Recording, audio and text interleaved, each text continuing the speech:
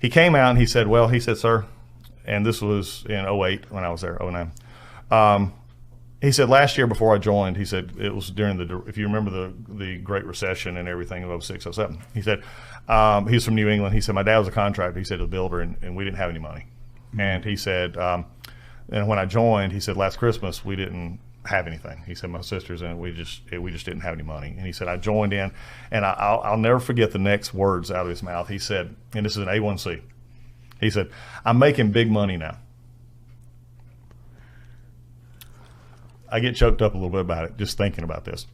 And he said, I was back there and I was taking out how much, I was betting my pay. And he said, I was doing my hazardous duty pay. And he said, I was writing it all down. He said, how much he said, I put a little aside for myself, as if he was apologizing for it. And he said, this is how much I'm going to send home to mom and my dad. And he said, but I had to make sure that I had enough to get my sister a computer.